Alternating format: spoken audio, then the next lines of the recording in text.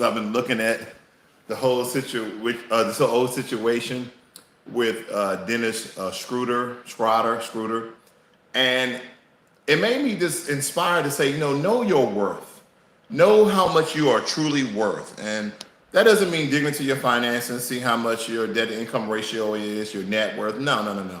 Know what your worth is. Look at what you have done already to have a scale, to have a measurement of what you're truly worth. And what I noticed is this brother, he did some sort of average of his previous year and his previous team. And he didn't even, average over 22 points. He didn't average over 22 points. And it's just mind blowing to me how we can overshoot our shot, or we can believe that we're worth more than what we think we are. The works that you put in, the mindset that you already have, you may be worth what they're offering, but not right now. So Dennis Schroeder was a Los Angeles Laker. Now he would be a Boston Celtic, but they offered him 4 years, $84 million. And I know everybody's been talking about this because it's just downright stupid. It's not a great financial choice. I believe some of the messages and information that I've been reading that he was shooting for 90 million over the course of 4 years. But they offered him 84. And then when they didn't give him 84, he turned down the deal. Where do you think you're going to get playing like you played last year? And again, you have to go off your previous resume. So take, for instance, in the world of business, right? You are striving to get a new career, striving to get a job. Maybe you need extra income to start your own business. And so a lot of times we turn down opportunities. We turn down large sums of money thinking that we can get more.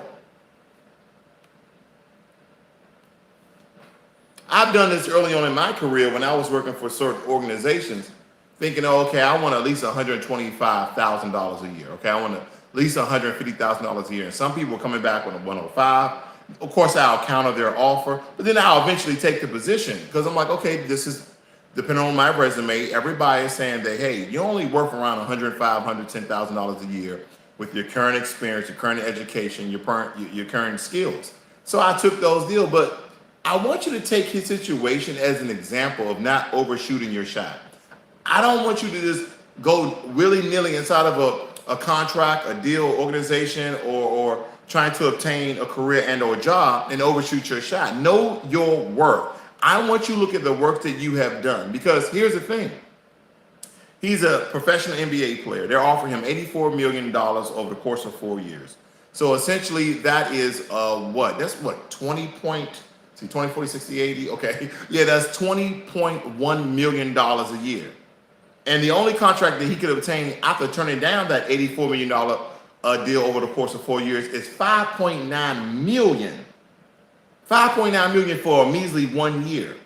And with no guarantee of another contract offer. But a lot of the money inside that $84 million contract, it was guaranteed. Family, what if someone offered you $105,000, but you thought you was worth $150,000 a year? And nobody else was beating down the door say, hey, the Lakers offer you, or Pringles or Google offer you $105,000, and nobody else is beating down the door. You better take that $105,000 a year. See, Schroeder made a very, very emotional decision because he felt like he was worth $90 million. And listen, if you are only missing, like say, $6,000, in his case, $6 million, you better take that damn deal, okay? You know how many times I negotiated terms of contracts, say, hey, listen, you're not going to offer me the $120,000, $150,000 a year, but can you give me a bonus, a one-time bonus of $20,000 or $10,000? I've made these deals before, and with that $20,000, guess what I'll do with it? I'll invest it. I'll multiply it. But he wasn't thinking like that. He was thinking like an employee, not an entrepreneur. Family, you have to know your worth. And see, a lot of times we overshoot our shot because we feel like we're worth more than what we're being offered. And sometimes, just sometimes, not all the time, you have to take where people are giving you so you can be where you want to be later on in life. Now, lately I've been doing a couple of videos, a string of videos, playing checkers, not chess. Well, let me tell you something. The Lakers was playing checkers and Schroeder was playing chess. Now, if you've heard any of my other videos, you know exactly what I'm talking about. Basically, I want to let you guys know, whatever you think you're worth, you're worth. But that doesn't mean that you're worth that to everybody else. Because let me tell you something, you let $84 million slip through your hands, or in our case, let's bring it down a couple of hundred thousands of dollars.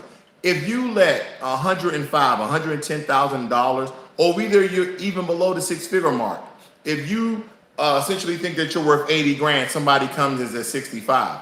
Is anybody else beating down the door?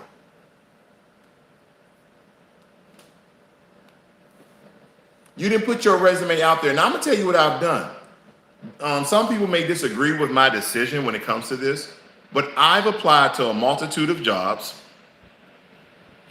and I accepted 2 or 3 jobs at one time. I sure did.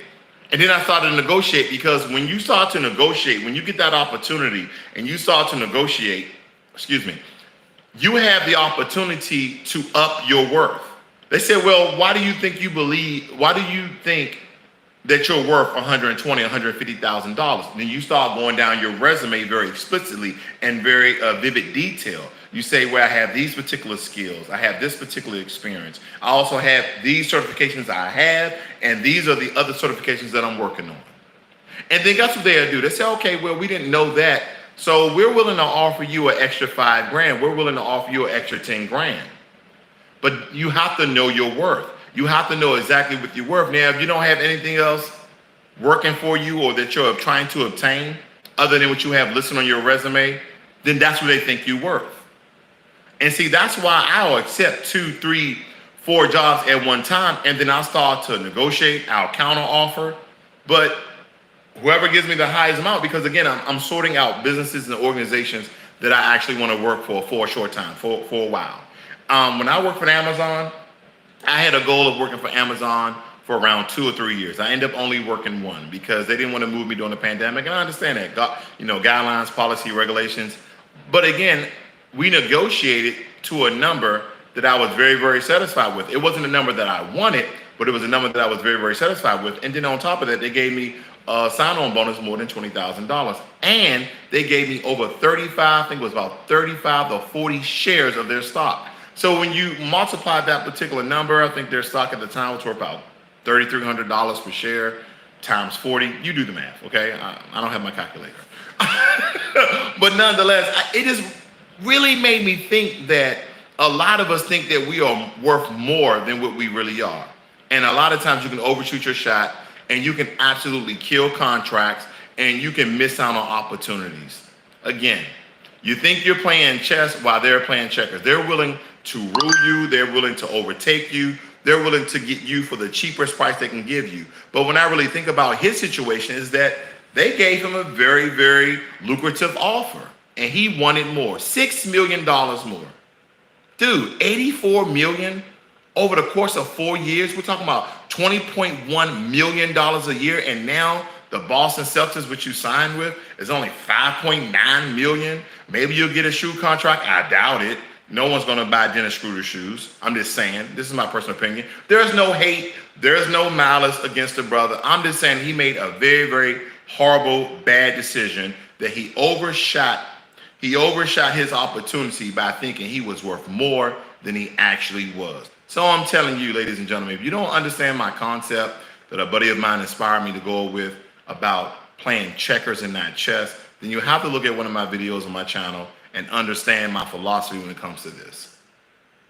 They're talking about ruling and overtaking while he thinks he is strategically moving about the board, where you're just another piece on the board, because you can be replaced.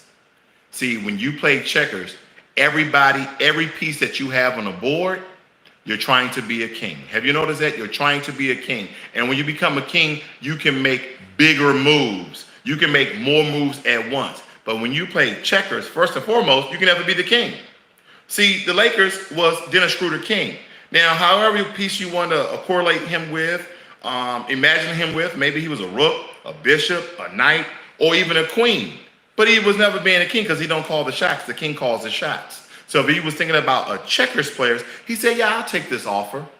And then I'll multiply it. I'll invest in businesses like all these other people doing, like Rick Ross. He invested in City Wings. And Jay-Z, he bought then sold Tidal. So all these people are taking money from organizations and going out and doing other things with that money. That's the same thing, the mindset I'm trying to get you guys to. See, give the illusion that you're playing chess, but all in the background, you're playing checkers because you're willing and you're strategically moving about and maneuvering about the board to be a king. See, every piece on the checkerboard, the end goal is to take opponents along the way and then king me. Whereas though chess, you're just kind of trying to corner the king in a position so you can say, oh, checkmate. But you never actually win. I said, okay, checkmate, then now what? The game is over. But with checkers, you have all these opportunities to be a king. Financial Literacy 101. Learn money, because he sure didn't, and be inspired. I'm out.